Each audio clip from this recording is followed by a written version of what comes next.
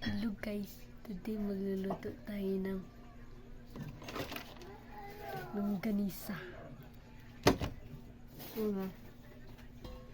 Sindihan natin yung kalan.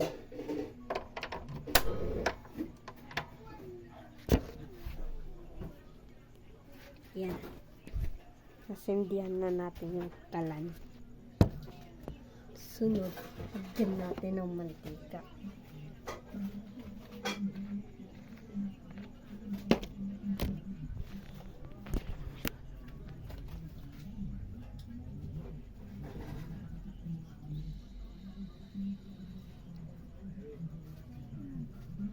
Yan, lalagyan na natin ng mantika.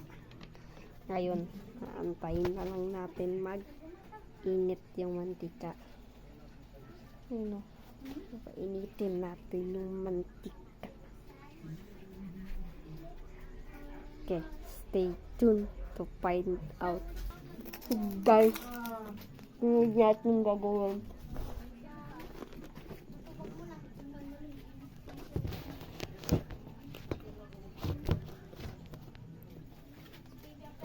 Guntinin natin yung longganisa.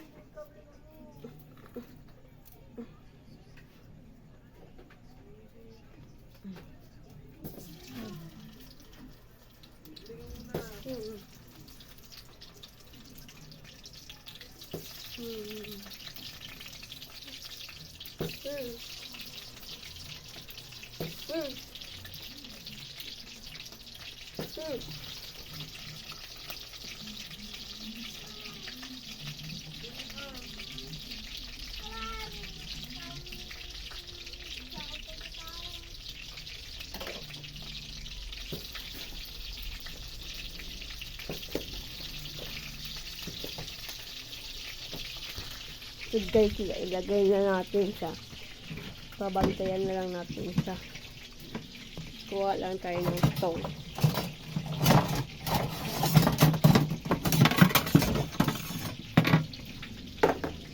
Saka ng platong paglalagyan. Ay.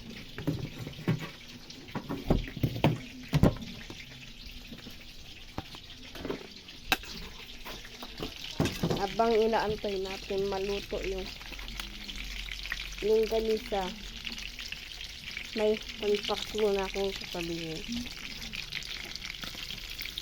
Alam mo ba, siyempre hindi pa. Alam mo ba, pagka nawala ang ulo ng ipis, pwede pa tumabuhay ng ilang araw.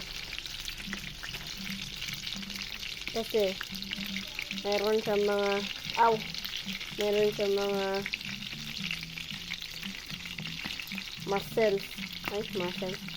cells na kumukontrol sa katawan. Kaya niyang mabuhay ng walang utak. Tsaka hindi niya rin kailangan ng ilong para mabuhay. Kasi merong maliliit na butas. Aray ko, natalsikan ako. Kasi meron siyang mga maliliit na butas sa katawan niya na kayang paglabasan ng oxygen at pagpasukan ng oxygen. Pero sabi ko nga, ilang araw lang siya mabubuhay kasi nga wala siyang bibig, hindi siya makakain. So ayun, mamamatay kagad siya. Patay. Ito na, malapit na sa maluto. Naiikot ko na din siya.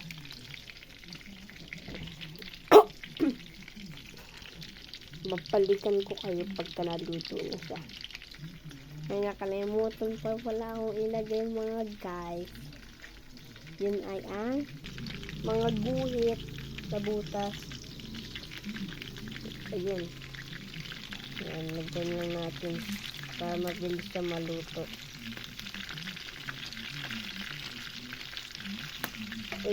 Grabe, sakit yun ah. Yan siya guys. Nalagyan na natin siya ng mga hiwa. Hintay na lang natin sa maluto. Bye. Ayun na, malapit na sa maluto guys. So, another pan-pack ulit tayo. Kasi malapit na maluto. So, alam nyo ba? Ay, kala nila may pan-pack ulit. Hindi na. Wala na tayong pan-pack. Follow nyo muna ako para next video magbigay ulit ako ng pan-packs. Okay? Sana malapit na sa maluto. Ano?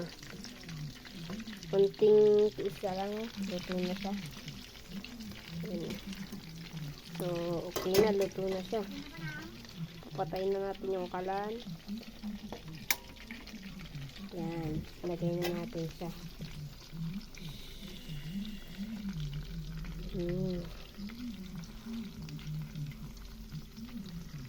Sarap.